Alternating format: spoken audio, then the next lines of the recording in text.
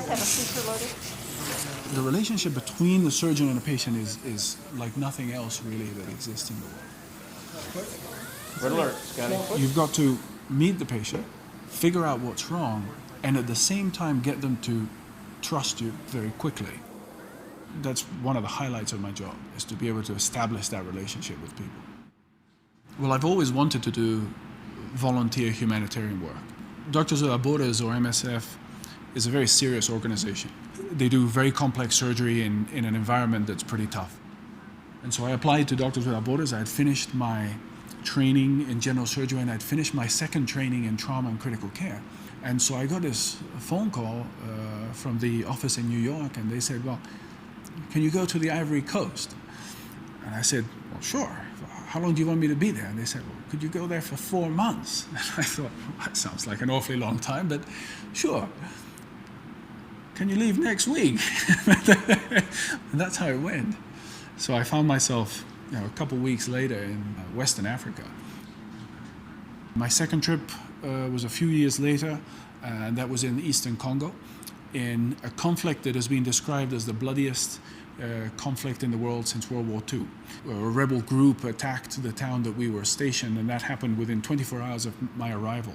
And they evacuated the entire team except the 2 surgeons and the 2 anesthesiologists that work with MSF. They said, if you guys want to stay, stay, but it's your decision. And so we said, yeah, we'll stay. And we stayed there. We were in the hospital. We never left the hospital for a month. With active fighting outside the hospital. That was a very, very intense experience. And then the trip immediately after that was Haiti.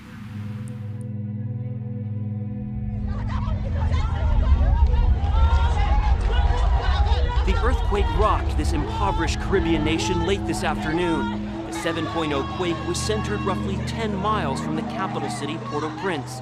And there are reports of at least one strong 5.9 aftershock.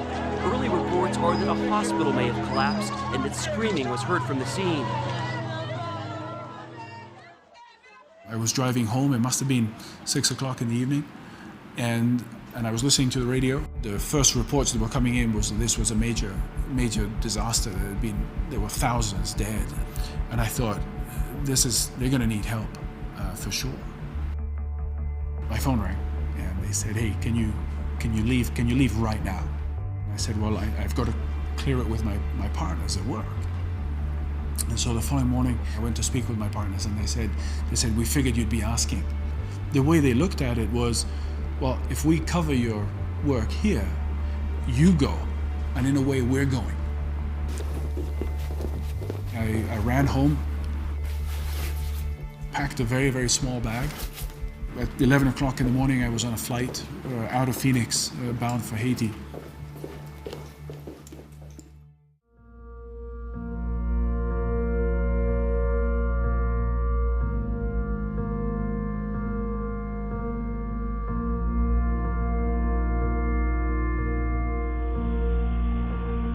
We got picked up by one of our Jeeps there and headed into Port-au-Prince.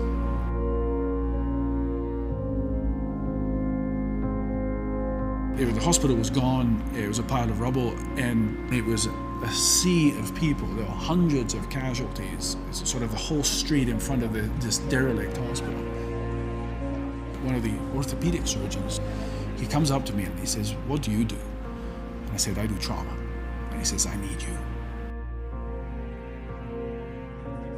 We got to work. We set up an operating room with just a kitchen table, essentially, and some sheets to give us some privacy.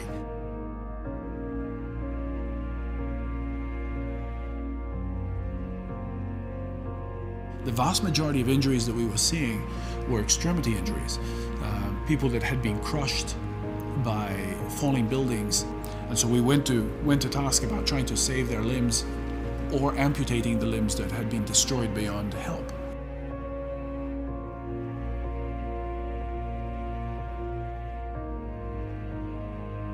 We realized very quickly that we needed a second operating room, and there was a shipping container, and that became operating room number 2. Within 24 hours, we were doing 30 to 40 major operations a day and a night because we were going non-stop. All the nurses and doctors and techs and respiratory therapists and physical therapists were coming to work, and a lot of them had lost family members themselves, and pretty much all of them had lost their homes. And so I drew a lot of inspiration from them because they kept going and they kept coming to work.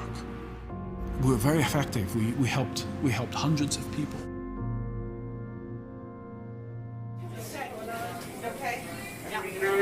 A 29-year-old male involved in a motorcycle accident. He did lay the bike down and skid approximately 100 feet. I did not know that my co-workers in Phoenix had nominated me for the award. I got an email on my BlackBerry about this. Congratulations, you've been selected. So I looked at it and deleted it, of course, because this is spam. A few days later, I got a second email reminding me that, by the way, this was not spam and that this was something that I needed to read and look into.